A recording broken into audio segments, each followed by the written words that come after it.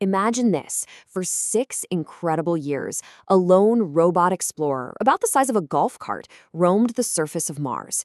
It survived everything: intense dust storms, freezing temperatures, and even major mechanical failures.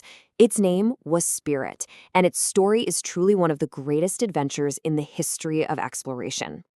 But here's the thing, there's a real mystery at the heart of the story. After surviving for years against all odds, Spirit got stuck. Just stuck. In a place it couldn't escape. It sent one final transmission back to Earth, and then it went silent forever. So what was in that final photo?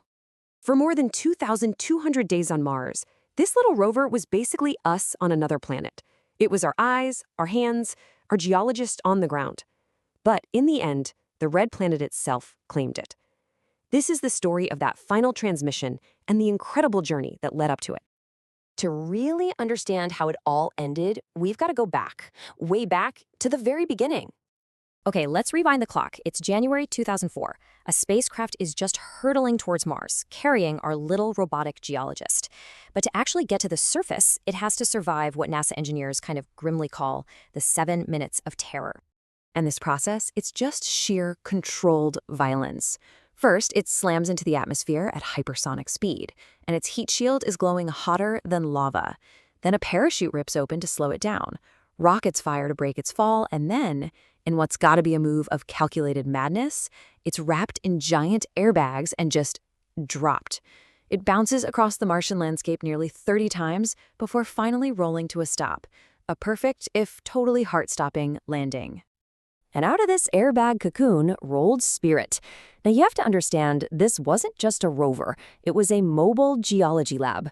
At 185 kilograms, it had a 360-degree camera for eyes, a robotic arm packed with all sorts of scientific instruments, and even a special tool to grind away the surface of rocks to see what was hidden inside. Its mission was simple but, well, profound.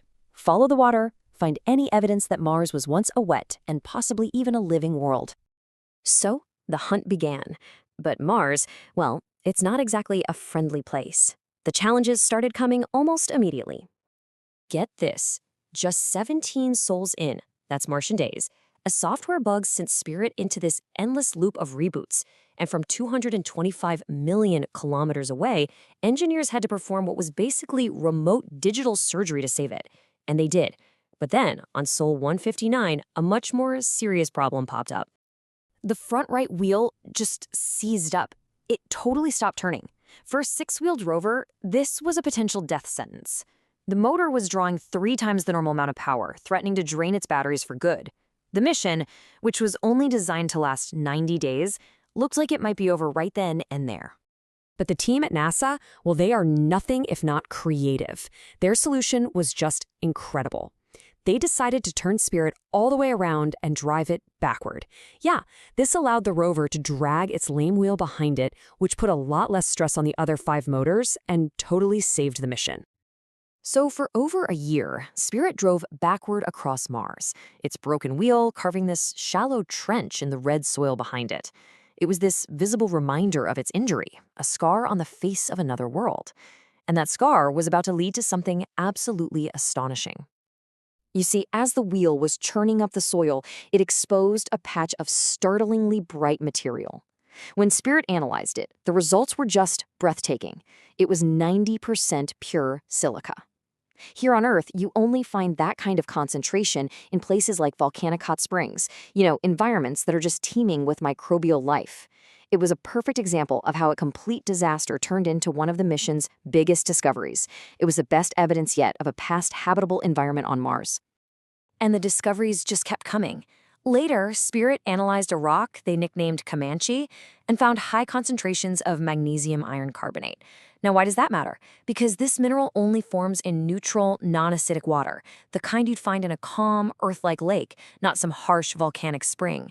This was proof that parts of ancient Mars were not just wet, but also calm, stable, and chemically balanced. Absolutely perfect for life to potentially get started. Mars wasn't done throwing challenges at Spirit, though. As the years wore on, dust started to build up on its solar panels, and it was slowly choking its power supply. And then, a Martian devil came calling. A massive dust storm, what scientists call a dust devil, swept right over the rover. The team on Earth was just holding their breath, praying the rover would survive. But when the storm passed, something miraculous had happened. The winds had acted like a giant cleaning service, blowing every single speck of dust off the solar panels. Power generation, which had fallen to a critical 60%, suddenly surged to over 90%. The Martian demon hadn't destroyed Spirit, it had given it a new lease on life. Thanks to that lucky break, Spirit kept roving for years longer than anyone had ever dreamed possible. But, every journey has an end, and Spirit's final chapter would be its most poignant. In 2009, while it was driving backward as usual, Spirit's wheels broke through a crust of what looked like solid ground, only to sink into this patch of incredibly fine, soft soil that was hidden just beneath. It was a sand trap. For months, engineers on Earth tried to free it, but every single attempt just dug the rover deeper. They named the site Troy. As the harsh Martian winter approached, the team knew time was running out. They worked tirelessly, sending command after command, embodying the spirit of Dylan Thomas's famous poem. They were just not going to give up on their rover. But Mars was not going to let it go. On March 22, 2010, after 2,269 days on Mars, that's over 25 times its warranty, Spirit sent its final faint signal. And then there was just silence. It had survived everything Mars could possibly throw at it, only to be undone by a patch of soft sand. But here's the final and really beautiful irony of Spirit's story. The very soil of the trap that claimed its life held its final great discovery. While its wheels were spinning, stuck in Troy, it was still analyzing the ground, and it found the soil was rich in sulfates and clays.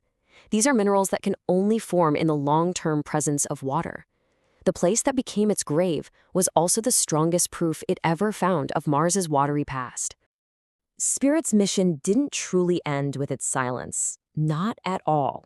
Every challenge it faced, every engineering problem that was solved, became a lesson for the future. Curiosity's powerful drills, Perseverance's incredible self-driving AI, and even the Ingenuity helicopter's autonomous flight, all of it was built on the foundation of what we learned from the little rover that could. In the end, NASA's tribute really says it all. Spirit was so much more than a machine of circuits and gears. It was an extension of our own curiosity, our own resilience. It was our proxy on another planet, facing the unknown with a kind of robotic grit. So now, Spirit sits silently in the Gusev crater, a monument to human ingenuity. Its story reminds us that sometimes our greatest discoveries are accidental, and that our greatest strengths can be born from our weaknesses. And it leaves you with a question, right? If a 185-kilogram robot can teach us about courage, what else can we learn just by looking up to the stars?